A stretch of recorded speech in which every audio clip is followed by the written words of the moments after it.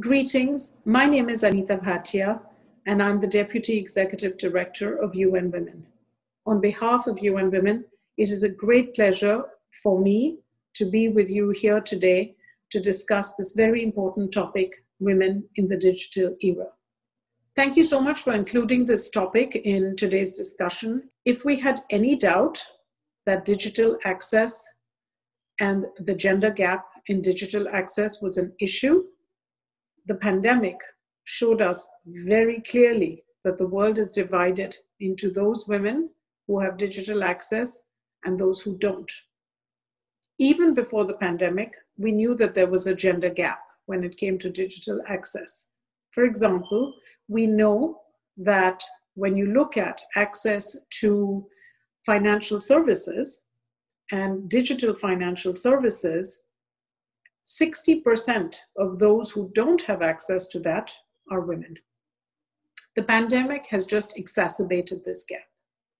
It has also shown that for those women who have digital access, life could sort of carry on as normal, whereas women who didn't have digital access and don't have digital access are actually discriminated against because so much work has shifted online. So if you are working from home, or as it sometimes feels, living at work, if you don't have digital access, you probably don't have a job. And if you do have a job, it is probably in a sector where you are highly exposed to the risks of the pandemic. So having digital access is absolutely crucial for female labor force participation.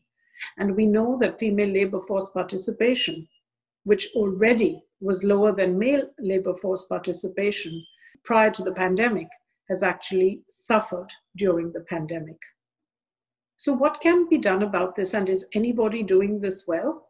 There is hope because there are some countries who have really invested in digital infrastructure and in thinking about inclusive digital infrastructure.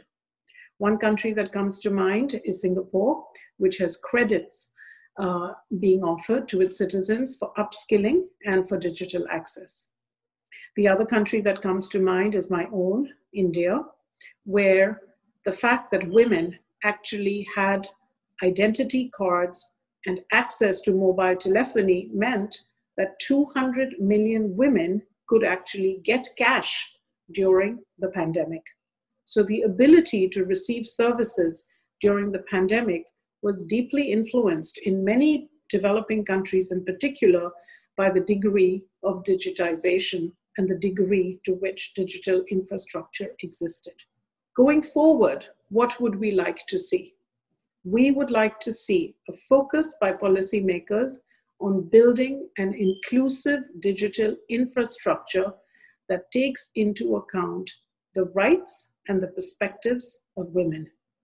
This is fundamental. Policymakers actually need to put a gender lens on policy making regarding digital access. And of course, girls have to be given more access to opportunities to specialize in digital topics, in STEM topics. It starts very early. We have also seen that lack of access to digital infrastructure is already having an impact on girls' education. In some countries, we risk having an entire generation of girls who, because they do not have access to the internet, may not actually get educated. And we are worried about the number of girls who are dropping out of school because of this. So digital access is not a luxury. It is actually a necessity to ensure that girls and women can exercise their human rights and play their rightful role in societies. However, to bridge the gender gap in digital access, we know that we must work with all actors, not just with governments.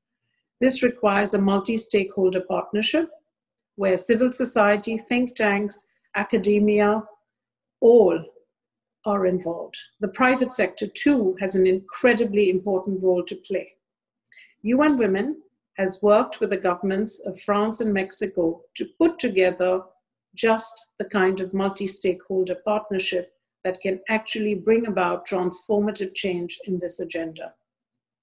This campaign, called the Generation Equality Campaign, will culminate in 2 fora this year, one in Mexico at the end of March, and the other in Paris in June this year. As part of this campaign, there is an action coalition on innovation and technology. This action coalition seeks to identify bold actions that can be taken by governments, civil society, the private sector, and other actors to ensure that women and girls are included in the digital economy.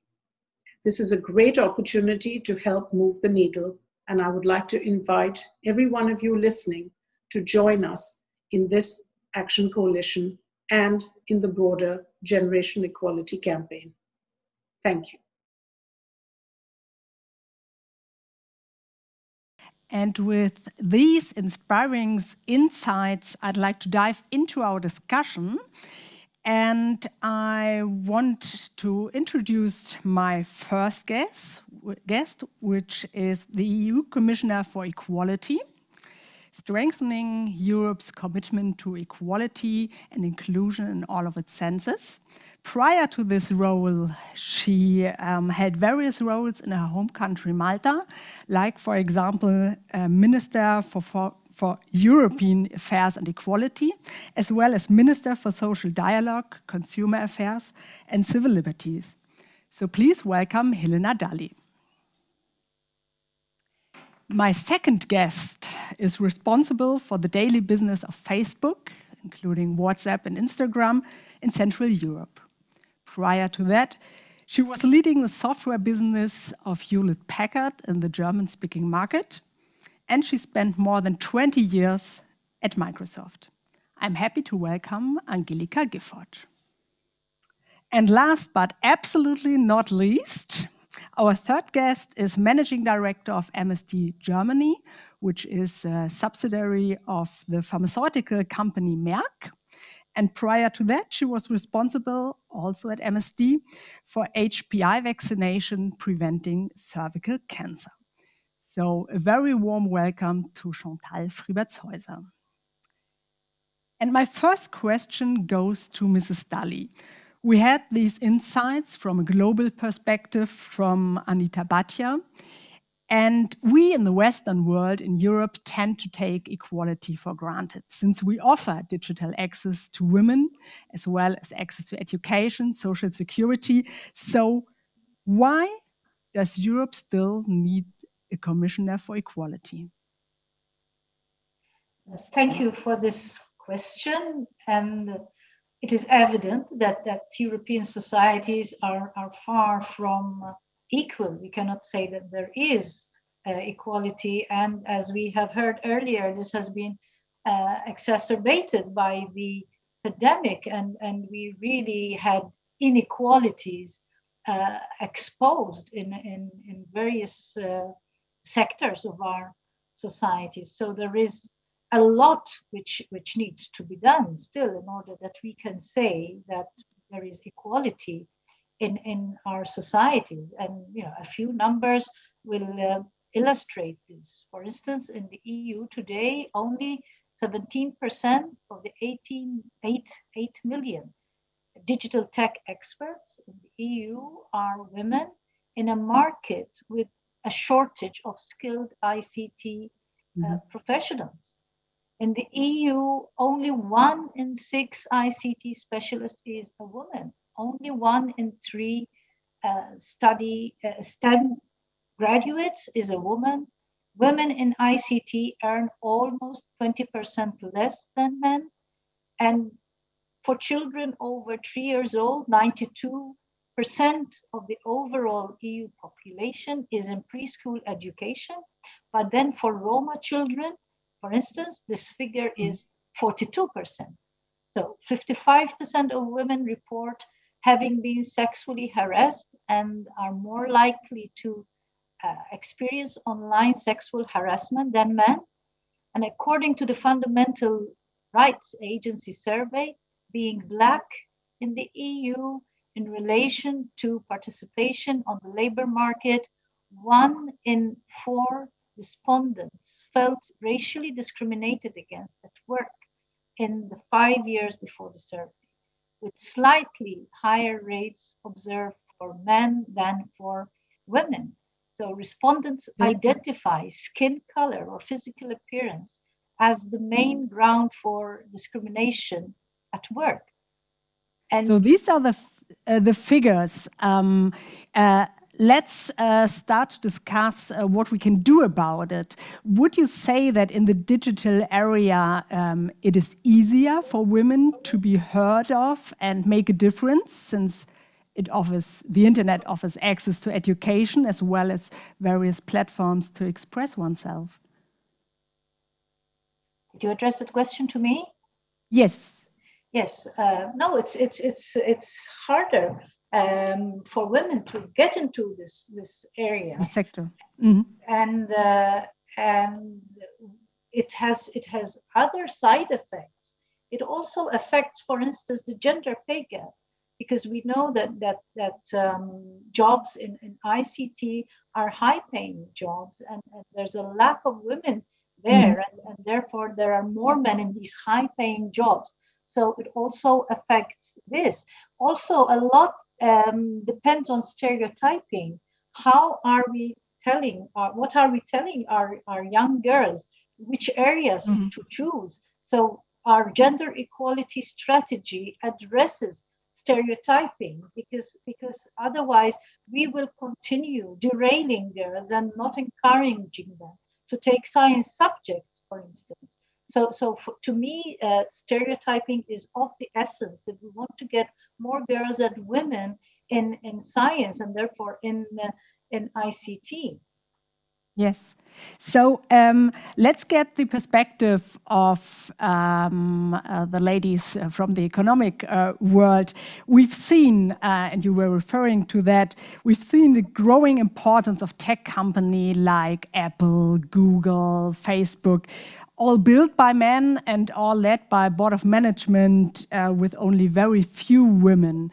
So Ms. Dali already offered some explanation for that, but maybe to give that question to Mrs. Gifford, why is this? Well, I have three observations, and they're going hand in hand what Ms. Dali just said. The traditional pattern, and we should not forget this. You know, look at what we do to girls. They will be dressed in rosé, the boys in blue. The girls get the doll, the boys get the little trolley. The girls shop till you drop, the boys are playing with the Xbox. And the girls go for, you know, marketing or communication studies, and the boys go for the STEM. And this is reflecting, you know, this is reflecting our traditional pattern. And we have to break through this traditional thinking and also give the female, the young woman, the perception what they can do in the ICT business. And that's my second part. When I talk to young female at university or prior going to university, what they think is you sit in the basement, you eat pizza and you code all day long. That's what ICT is all about. And that's what's not about. It's about strategy, sales, client services, partnership, and so on and so forth. So we have to be better at explaining what is ICT, what is the opportunity for ICT. And the last piece is lack of confidence and role model. You said it yourself. If you look at all the big tech companies, they're all built by men. So where are the role models out there that really made a change in ICT and really built up a fantastic and flourishing company? So this is all troubling to me, and not only from the fairness point of view, but from the business perspective. Because we need the female in the sector, because this sector needs them to drive innovation and to be leading, particularly in Europe with innovation. And if you look at the numbers right now, we are not leading the pack on innovation in Europe. So we cannot forget 50% of our well-educated female in terms of joining and making a difference in the digital age and in the ICT business. To follow your idea, I've got some figures from Germany, not from Europe, but from Germany, where women represent only 16.6% of people working in ICT. But women represent 37.7% of the people working with math, physics, biology, and chemistry. So maybe you said that, Ms. Gifford, men maybe tend to be techie in a narrow sense, loving every detail of the construction, while women tend to see technology as an enabler to solve broader problems. So do we need to explain girls better what they can achieve if they choose to study science? Well, I think that's one piece of the puzzle. But let me be very clear. And we heard this. I love the comment on the policy making in terms of gender equality. And I always say we need 4 things to change to really make that change in terms of equality on the gender side, but also on unrepresented minors. I think, we talk about D&I and not only about, I would say the gender piece. We need a clear commitment from the governments to offer child care, and not only kindergarten, but the childhood is not over after kindergarten. Then really, the trouble starts particularly with many, many women I talk to. We have to find companies, and COVID helped there a little bit, who accept home office and flexible work arrangements. We need to have a society who agrees to the fact that both male and female can make a career. I mean, if you go, for example, in the parks in France or in Scandinavia, you see much more stroller to be pushed at 11 o'clock in the morning by a male than you do this here in Germany, for example, but many other European countries. And my last but not least, we have to be more self-confident. We have not to say, okay, I can't do this. We have to be brave. We have to step in bigger shoes, and we have to have the people, that we talk to in university, the young female, give them the vision, the mission that they can do this. They're strong enough, and if they fall in their bigger shoes, they're going to stand up because the male do the same thing. Ms. Fribertshäuser, you were born in France, but you're living in Germany now for a long time. But since Ms. Gifford was referring to the parks in France, would you agree with that analysis when it comes to biotech? Or is the situation for women at least a little bit better in biotech than, let's say, in the ICT sector? Right. So first of all, I absolutely agree with Angela Gifford. Sorry, it's a question of it's not only a gender question; it's a question of diversity and inclusion.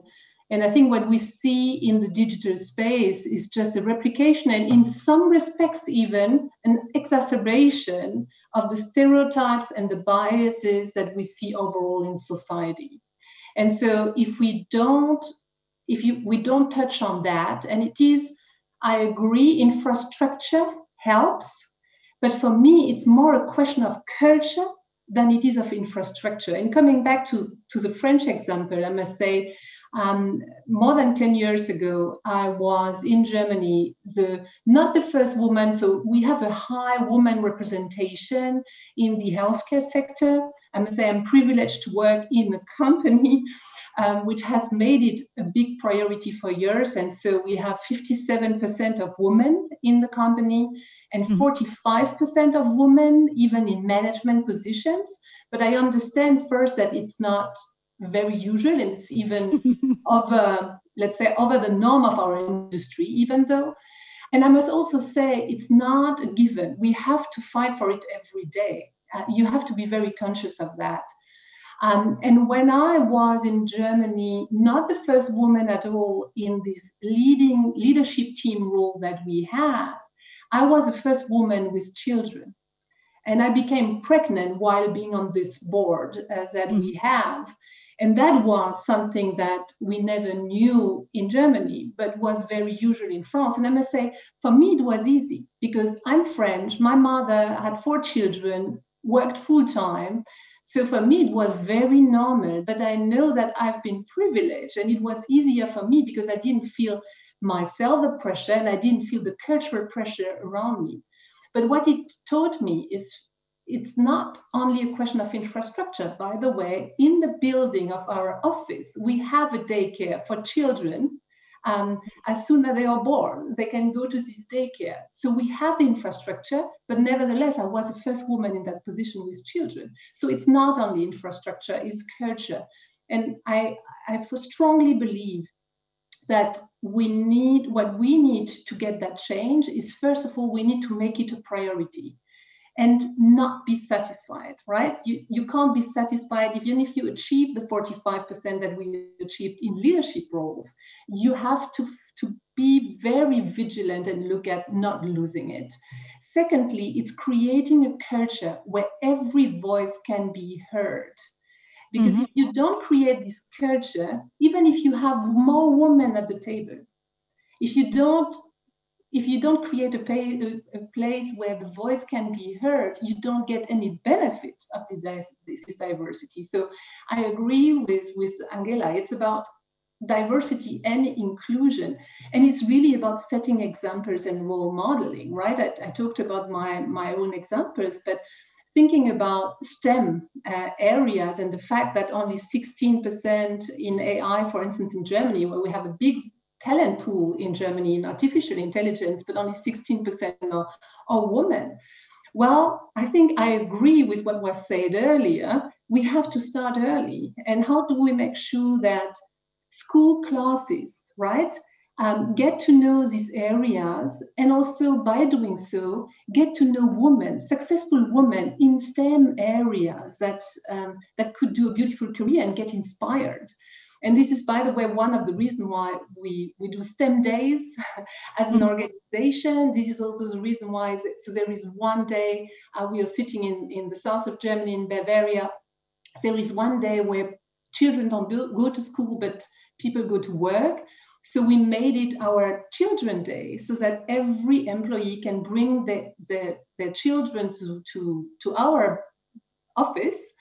And we have a special program where they get to know what their parents are doing, what is the role of research, why is research so important for health and for society, and what does it take to have a career in research, and what kind of careers can you have in the research and in the healthcare sector.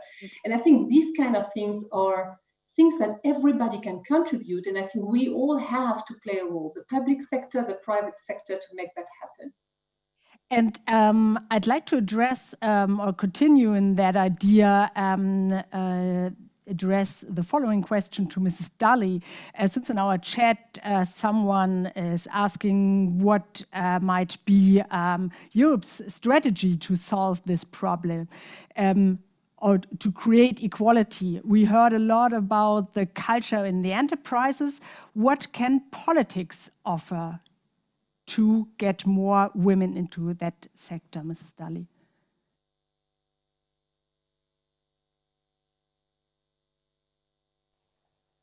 Well, as I mentioned earlier, the gender equality strategy has a special section on women in ICT because it matters that there is the female perspective in digitization.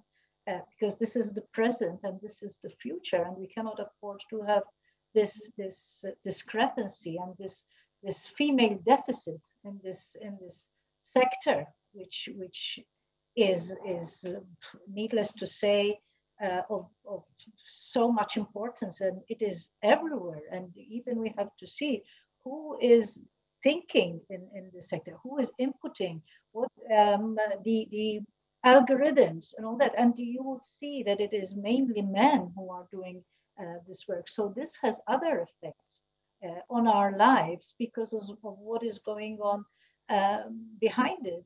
So we cannot work enough vis-a-vis the educational sector in order to avoid stereotyping and also to encourage girls to take up the subject, because then that is how we invest in our future, through the education and training of these girls. But even where we have women, in these sectors. You hardly find them in decision-making positions, but they are there, but not taking the decisions. So even if you are in that area of digital, of ICT, then you are not in a position to influence. So again, this is what we say in our strategy, that not only must we have more girls, but we must have the women who are there, we must help these women to be in decision-making positions. And there is a lot that needs to be done, and there is a lot of inequality in this sector. Yes. Of course, we have to get there to make a difference as women, but also, as someone mentioned earlier, to be role models for others. And there's one question from the audience that would go to Angelika Gifford. The person is saying that there are some role models. She's mentioning she or he, I can't really say. She's mentioning Regina Stachelhaus, for example, in companies like Hewlett-Packard, where you, Angelika Gifford, also worked for a couple of years. And the question is, how persistent are these role models? Well, they are persistent, we have more, and this is good, but we don't have enough. And I just wanted to echo what Helena just said. We have to make sure that if we have capable, talented female, they are in decision-making positions.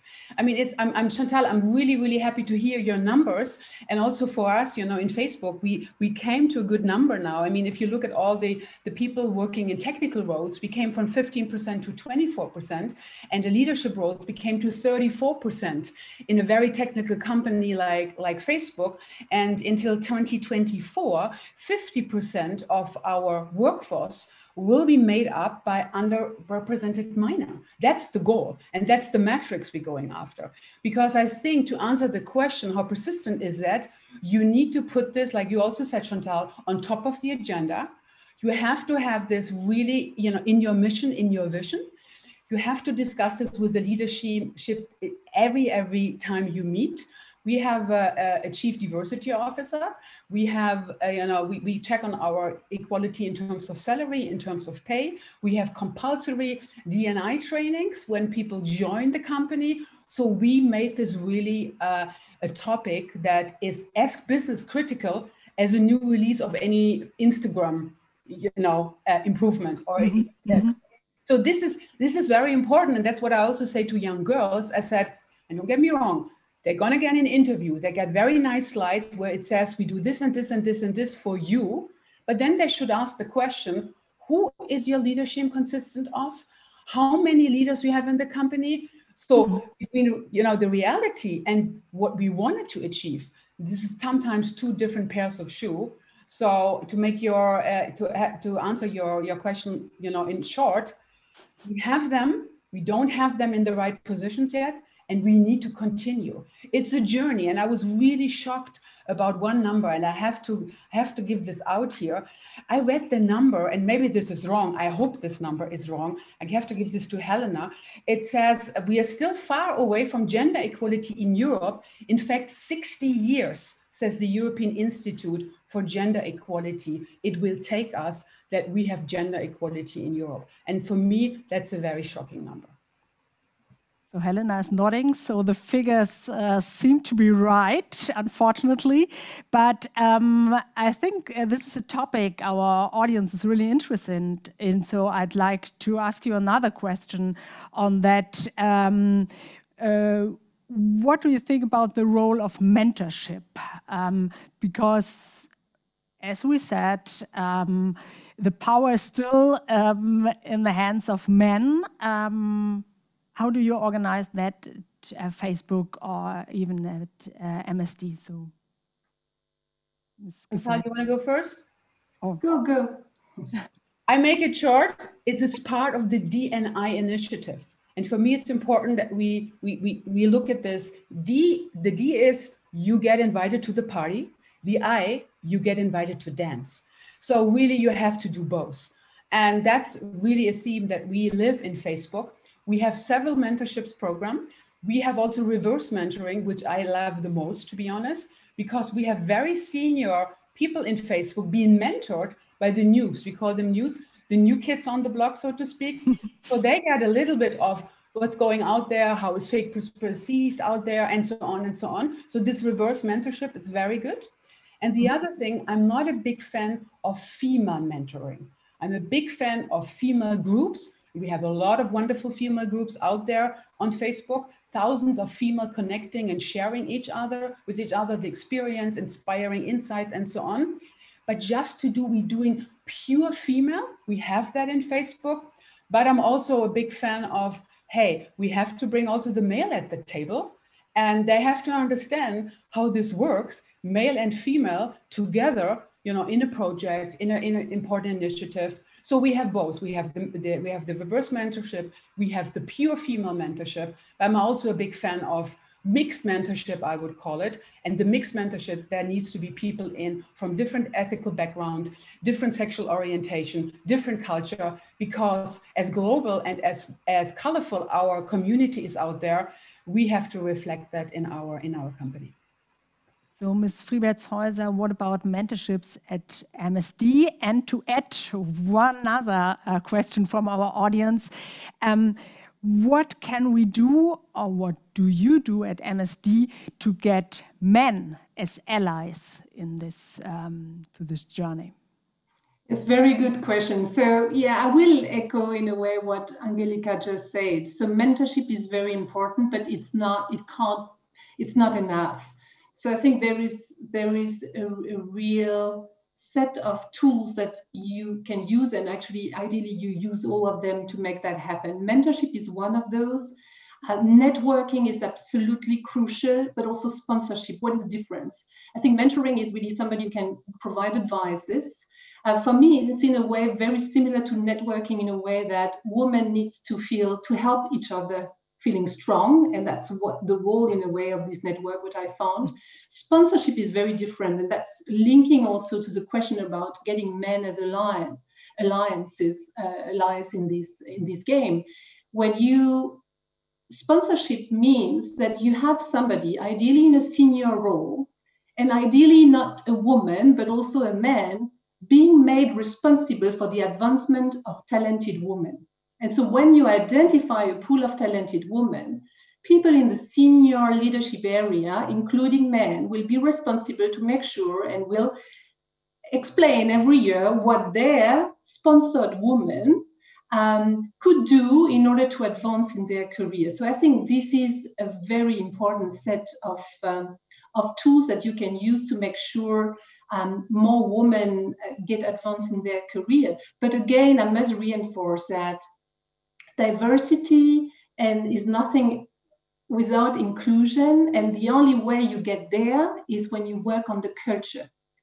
When you establish a culture which allows for open feedback, which allows for different voices, and make sure different perspectives, no matter if they come from women, men, from different ethnical groups, from different cultural or technological background, get a voice at the table. And that's something you need to work very proactively on, otherwise you don't get to that space. Mm-hmm. But if I may add one point, because all of these topics we are talking about are key in order to make sure we have more women at the table, more women in these kind of roles, as well as more women in decision positions at the decision table. But I think there is another thing which is extremely important in the digital space that we have to keep in mind, and that's how the technology are developed. All of that is based on data. And I will refer to the healthcare sector because that's the one I'm representing today. If I think of the healthcare sector, which I think, by the way, has a special responsibility when it comes to diversity and to the role modeling, health is everybody's topic, right? But there are, for me, two very big gender contradictions. The first one is women are the one taking the health decisions. There are studies from the US, for instance, showing that 80% these are women making the decision for health, for themselves, for their family, for their relatives, children, husband, you name it. Mm-hmm. But when it comes to healthcare decision, in health policy, in university, in hospitals, in research, women are underrepresented. That's the first contradiction.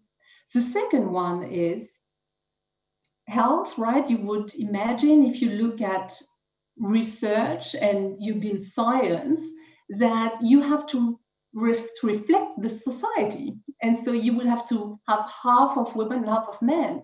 And it has been a very known topic for decades that still, and a lot has been done. And we are very firm at looking at our clinical trial and making sure that women and men are both represented the same way equally. But there is still a gender bias in clinical research.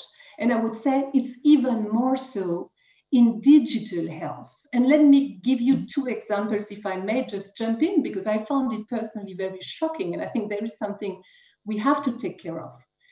There was a study from the MIT and Microsoft about face recognition algorithms. And the fact that because there are more men in the database than women, there might be a bias towards women in recognition.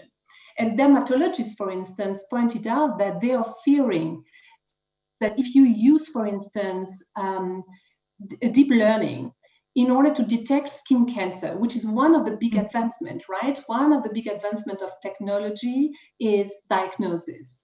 But if you don't have enough women data in your database, what could happen is that you have more false results for women than you would have for men.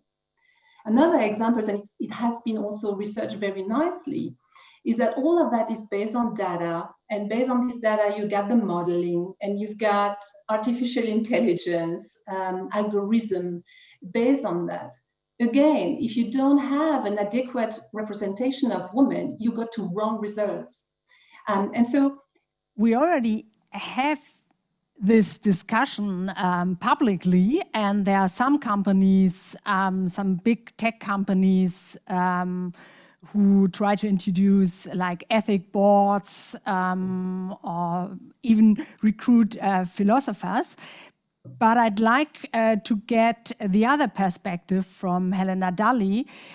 Do we have the right tools to hold companies accountable for their efforts when it comes to these stereotypes that are rewritten by data, or even with all the initiatives Ms. Fribertshäuser and Ms. Gifford mentioned for more diversity?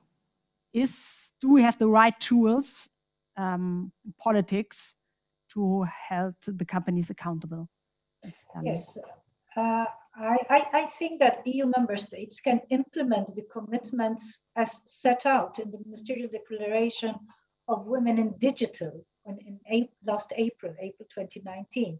And this includes promoting a non-discriminatory work culture and work conditions in companies through cooperation platforms, awards, and relevant incentives, partnerships by the private sector with schools, for instance, and universities, recruitment agencies, media, and startup incubators in offering tech-focused vocational guidance and scholarships, and venture capital opportunities for women entrepreneurs, and establish a Europe-wide Girls and Women in ICT Day, and ICT Day on the same day across the EU. That is the fourth Thursday of April every year, coinciding with the Girls in ICT Day, which is organized by ITU. There's so much that can be done. Join the European Network for Women in Digital via Eurogender, the portal, and the European Network for Women in Digital, which connects stakeholders promoting women's equality in the digital sphere. The network seeks to facilitate partnerships in digital-related projects, events, networks, and media. So there's so much which can be done, and this is there for companies and governments to use. So thank you for this. We talked a lot about education, about culture, and I'd like to add one other aspect, which is finance. Ms. Gifford, you recently invested in a startup called Tandemploy, a platform which offers people the opportunity to share a job. And this was an all-female fund. You were one of 5 investors, all female investors. Did you perceive that funding round different from what you saw before? Yes, I did. I particularly made the choice to do this because I wanted to give more leverage to the business idea, which I liked. But I also, coming back to Chantal's point, the culture, how this company, is managed, how inclusive this is managed, with how much passion it's managed, and it's just managed by 2 very talented female. So that's why I made the choice for the culture, for the female, but also, of course, for the product, and the product is really good. And what happened, we got so much questions. Why did you do this? Shouldn't we do more? Can we now put a big fund just for female entrepreneurships out there? So it really started, and I wasn't aware of that. It really started a whole new discussion for me. How can we support young female entrepreneurs? And of course, I had the pleasure also then with Facebook, She Means Business, for example. We have 135,000 females that we trained, entrepreneurs that we're training and connect to each other and also share best practice and so on, to also bring this company forward, in the training program and share this. Because Helena, what you said is so important. I think we need to create more awareness. We need to make a much broader reach out and tell the young female when they want to start a business, when they have a mid-market business already running, particularly in the pandemic time, which is so hard for them, where can they get help? How can they connect? How can they get meaningful insight? And I think we have so much more to do to make this happen. And yes, I'm very happy to have invested there. And I'm even more happy if I see more VCs investing in pure female-led company. But since we are talking about role models, maybe that is one thing we can do. And unfortunately, we're running out of time. So I thank all of you for your insights and your effort, as I understand, to keep fighting for more women in tech and the digital area.